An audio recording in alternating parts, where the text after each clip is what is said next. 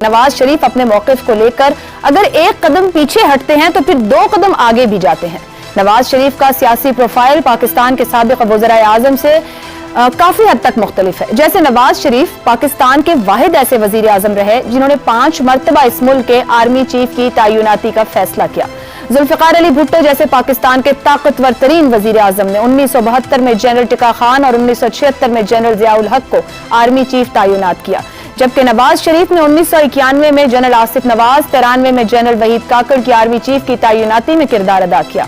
उस वक्त के सदर गुलाम ईसा खान 58(2)B के तहत बाइख्तियार सदर थे, इसलिए नवाज शरीफ को चाहते ना चाहते हुए भी उनकी मंशा का ख्याल रखना पड़ा।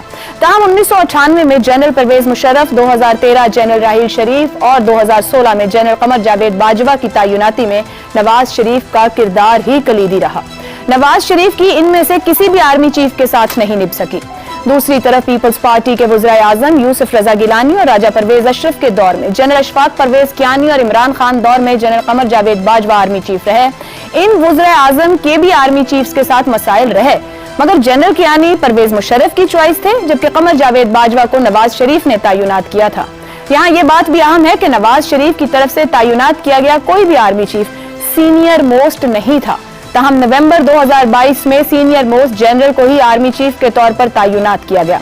ये सारा मारूज बहुत से अहम सवालात को जन्म दे रहा है, क्योंकि पाकिस्तान में 2018 के बाद हाइब्रिड निजाम की जड़ें बड़ी मजबूत हो चुकी हैं। इमरान खान के साथ साथ नवाज शरीफ के अपने भाई शहबाज शरीफ के दौर में भी इस हाइब्रिड निजाम को कानूनी तौर पर मजबूत बनाया गया है।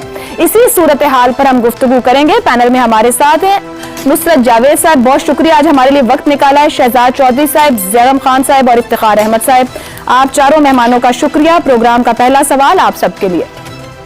नवाज शरीफ का माजी डिक्टेशन नहीं लूंगा, एक आर्मी चीफ से इस्तीफा, एक को बरतरफ करने की कोशिश, आर्टिकल 6 की कार्रवाई, एक्सटेंशन न देना, क्या मौजूदा हाइब्रिड निजाम नवाज शरीफ को वजीर आजम नवाज शरीफ के तौर पर कबूल करेगा?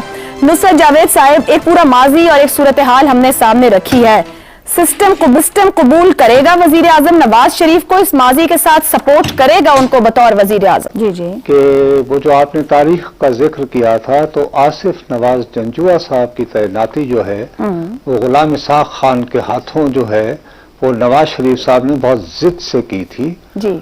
और उस सिलसिले में याद रहे कि पाकिस्तान की तारीख में ये पहला वाक़या हुआ था कि 11 जून को 3 महीने पहले उनकी तैनाती का, वैसे 17 अगस्त को जो है वो मियाद पूरी होना थी, तो उनकी तैनाती का उन्हें सक्सेसर नॉमिनेट कर दिया गया था। So he in a way force the hand of Ghulam Ishaq Khan.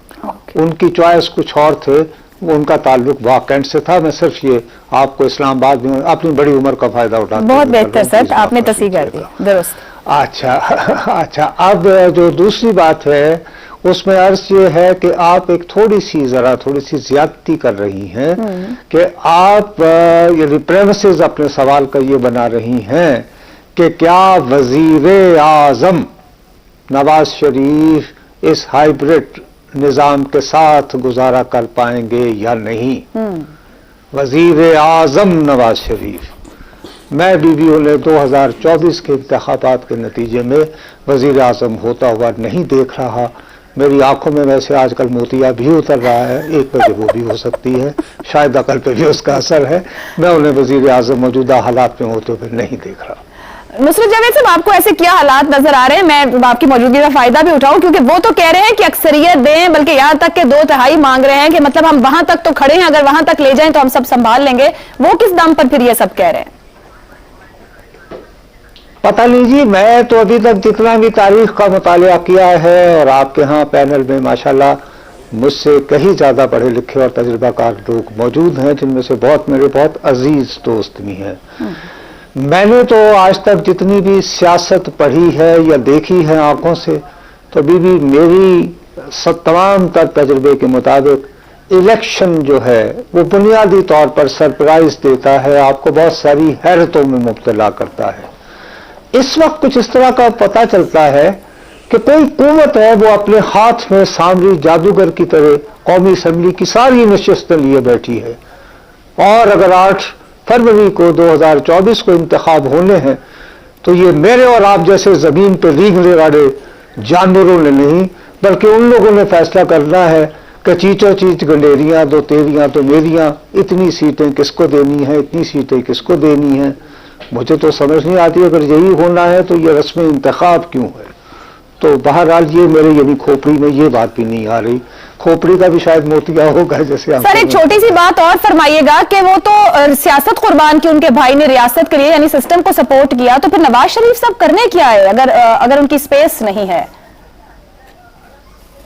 میں تو جی بیوی ان کے آنے سے پہلے جہاں بھی موقع ملتا تھا فریاد کرتا رہا، چونکہ میں تو زیادہ پڑھا لکھا آدمی نہیں ہوں، یعنی پرانے لاہور شہر کا ہوں، تو ہماری مائیں تو ہمیں رات کو سلانے کے لیے عام طور پر کہانیاں سنایا کرتی تھیں، تو ایک کہانی ہوتی تھی توتیا من موتیا اس کلی نہ جا۔